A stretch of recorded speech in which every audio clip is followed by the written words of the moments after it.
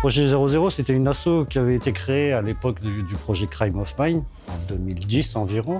Et puis c'est vrai qu'elle était restée depuis un petit peu en stand-by. Et l'opportunité de faire cet événement, le Spot, a fait relancer un peu la machine.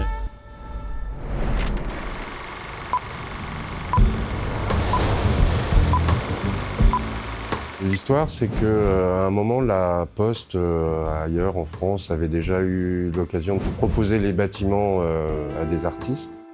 On nous a proposé un lieu qui faisait en mètres carrés, mais je sais plus, c'était immense. C'était un truc de fou. Nous, on s'est dit pourquoi pas. On est allé visiter les lieux et quand on a visité l'ancien centre de tri, voilà, c'était un ancien centre de tri, des hauteurs sous plafond, des salles immenses, des trucs, on s'est dit mais c'est un terrain de jeu de malade. Les artistes ont dit bien sûr, banco, on y va. Il y a 3 artistes surtout qui étaient directeurs artistiques qui ont commencé à travailler sur le projet, qui ont commencé à compulser leur carnet d'adresses pour appeler les copains. Ça a duré quand même 1 an. On l'a visité en décembre 2020, il me semble, et on a ouvert en août 21. Donc on a mis déjà 7 mois à inviter du monde, à commencer à peindre, à réfléchir à un cheminement. C'est toujours l'intérêt d'avoir des directeurs artistiques qui sont eux-mêmes artistes, c'est-à-dire qu'ils en connaissent les besoins, ils connaissent les besoins. Ils ont choisi des murs en fonction des artistes. Ils ont toujours fait en sorte que les artistes aient suffisamment de temps pour créer leur œuvre. À l'époque, j'avais été contacté par Wentoo et Worm qui m'ont dit que si je voulais, je pouvais avoir un mur. Et en fait, j'ai eu un couloir. En fait, quand on parle de street art, généralement, on pense bombe. Et là, il est venu avec ses pinceaux plutôt et ça donnait quelque chose de complètement différent. Je peignais au noir et avec la lumière, ça donnait des reflets bleus. Et en fin de compte, j'ai commencé à peindre et puis pour retrouver des blancs, à creuser le plâtre. Et ça donnait quelque chose d'assez magique sur l'instant. Et que du bonheur, quoi. On a eu au final 20 000 visiteurs, il me semble, quoi. Enfin, c'est énorme, quoi. Il y a eu plusieurs dizaines, voire facilement 200 mètres de file d'attente. On a des gens qui sont venus, qui au départ venaient pour le bâtiment, parce que c'est quand même un bâtiment que les Brestois connaissent, puis c'était à grande poste, etc. Les anciens postiers, ça a été quelque chose d'assez touchant. Ce qui était intéressant aussi sur cet événement, il y avait un certain nombre d'œuvres qui avaient été créées avant l'ouverture au public. Mais ce qui était génial, c'est que les directeurs artistiques, ils avaient fait en sorte qu'il y ait toujours de la peinture pendant qu'il y avait les ouvertures. Les gens venaient par petits groupes, et puis vu qu'il y avait de la musique, en fin de compte, on n'avait que du silence, les gens ne parlaient pas. Donc ils s'essayaient, et puis des fois je me retournais, il y avait une vingtaine, trentaine de personnes qui étaient assises autour. C'était une sorte de concert dessiné, sans le vouloir, mais c'était assez chouette. Les gens ont pu voir l'œuvre se créer en direct, parce que c'est assez magique de voir une œuvre se créer comme ça sous tes yeux. Ça a été un engouement du public qui ne s'est pas démenti du moment de première visite jusqu'à la fin. On a définitivement fermé fin décembre et on s'est retrouvés à quelques-uns autour d'une bière à juste regarder un peu et se dire ça y est, c'est fini. Terminé. Brest est un haut lieu du graffiti. Dans les années 2000, il y avait 5 km de murs à peindre sur le port. Donc les Brestois connaissent l'univers du graffiti et du street art, plus Crime of Mind en 2010. Il y a vraiment un public. Le Spot, c'est une énorme carte de visite, donc on n'a même plus besoin de postuler à différents projets, on vient nous chercher.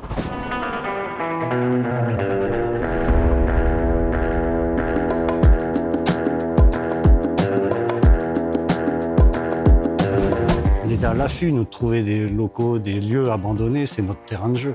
Donc là, maintenant, on nous donne les clés, quoi. On n'a même plus besoin de rentrer par effraction, on y venait. La vieille école, c'était bien sûr grâce au spot aussi. L'asso est devenue aussi une référente. On a prouvé qu'on était capable d'organiser ce genre d'événement. Donc maintenant, on vient nous solliciter. Et donc là, c'est Brest Métropole Aménagement qui est venu nous chercher.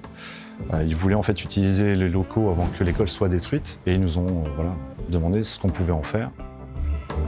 Là, c'était à Gouesnou pour le coup. C'était une école primaire, maternelle qu'il fallait investir. La petite crainte, c'était de s'expatrier sur Gouesnou. Voilà, on quittait quand même Brest. Donc j'avais peur effectivement qu'il y ait moins de visiteurs, mais au contraire, on s'est même ouvert à une autre population. Donc on a débuté en avril. On a même visité l'école. Il y avait encore de l'activité, hein. Les enfants y étaient toujours. L'école fermée en juillet 2023. Et on a eu les clés en septembre 2023. Et donc là, une vingtaine d'artistes. On était dans quelque chose de plus intime. Chaque artiste avait vraiment une salle de classe pour lui ou 2 artistes par salle. Il y a des artistes avec qui on a déjà travaillé, d'autres pas du tout. Et justement, le but, c'est d'aller découvrir aussi d'autres univers. C'est Vincent qui m'a contacté parce qu'il avait vu que j'avais fait une fresque à Saint-Ronan, au Wake Park de Saint-Ronan. C'était la première fresque que j'avais réalisée. Et du coup, il m'a proposé de participer au projet et que j'ai voulu faire absolument. Passer le cap du grand format de plusieurs mètres, voilà, c'est mieux quand on est accompagné, quand on est entouré d'autres artistes. À la base, je devais faire 2 murs. Et puis au final, j'ai beaucoup aimé ça, donc j'en ai fait 4.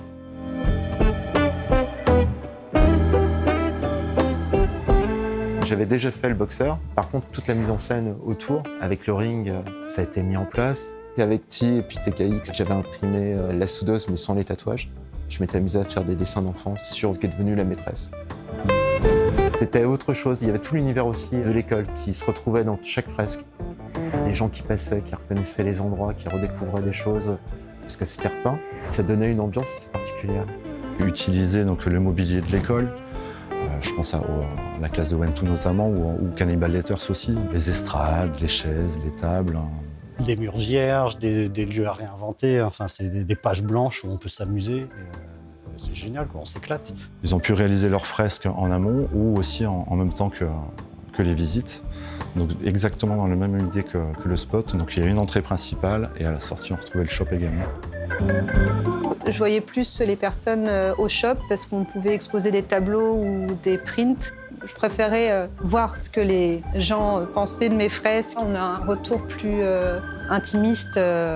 Pareil, gros succès encore sur un laps de temps très court.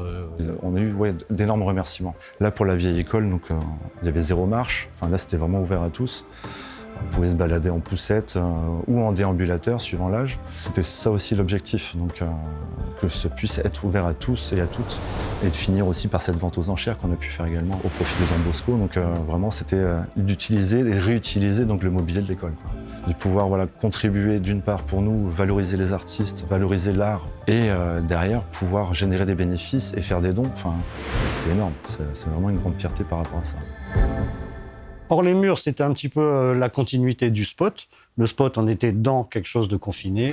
Ça s'appelle hors les murs, parce que là, on sort, on s'expose dans la ville maintenant. C'est aussi le propre du street art d'être dans la street. On a été lauréat du budget participatif saison 3. On avait 2 ans pour réaliser le projet, donc 2023-2024. Les gens sont venus nous voir et nous, le but aussi de leur rendre, c'est d'aller vers eux en fait, et d'investir en fait, chaque quartier, d'aller échanger directement avec eux. On avait quand même ce cahier des charges qui était de tout le temps solliciter le public. C'est eux qui ont voté aussi pour notre projet, donc on les a sollicités pour les 7 fresques. Dans le choix des artistes, on a voté en fait. On est arrivé chacun avec une dizaine d'artistes, locaux et internationaux. On est allé chercher Ster qui faisait sa première fresque en France. Michel Hoogveld pour le quartier Europe qui vient du Canada. Anna Charnet de Denver. Adore de Nantes, il est connu aussi à l'international. Mathieu Pommier qui a une actu aussi de fou. Enfin, là, il revenait de Rome quand il est arrivé. Il passait de Rome à Lambézélec, ça fait un peu bizarre, je pense. Diffuse quand il va venir et qu'il va commencer une proposition et puis commencer à découvrir que le port, en fait, c'est pas tout à fait ça. Qu'il va commencer à faire évoluer son dessin pour que ça colle à l'univers du port. On avait adoré son univers, ses personnages. Solliciter là pour effectuer la fresque Brest Centre, là, c'est génial. a fait venir des artistes à l'international et un Brestois.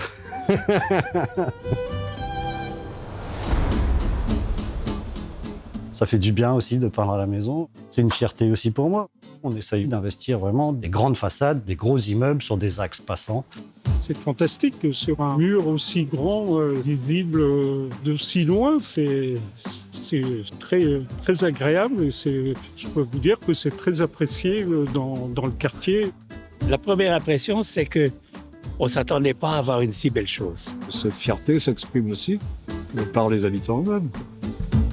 Moi, je partage les valeurs de pouvoir montrer l'art au public, le rendre accessible et visible par tous. Tout un chacun y a accès parce qu'il suffit de circuler et de passer devant pour porter le regard et imaginer ce que l'artiste a voulu exprimer.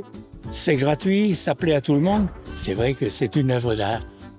C'est une sorte de pédagogie en fin de compte. On est sur une sorte d'éducation populaire au final. C'est énormément de rencontres avec le public, rencontres avec d'autres artistes. Magnifique. Merci. Ça, c'est cool, les interactions avec les gens. Tu vois, ils te remercient de mettre de la couleur dans la ville, remercie de bégayer les murs. Ouais, j'ai souvent des merci, ça fait plaisir. Les échanges, en fait, c'est très enrichissant, que ce soit avec les habitants, les différents graffeurs ou graphistes qui ont pu venir. Petit à petit, ça donne un petit écho assez international en fin de compte à la ville de Brest. C'était intéressant de le voir travailler. Et j'ai dit, vous n'avez pas donné de nom au goéland? Ah, il m'a dit, oh bah non, quand même. Et ouais, c'est que du bonheur, quoi.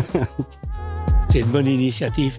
Le fait d'avoir lancé cette idée-là a fait sortir les gens. Les gens ont discuté de ce projet.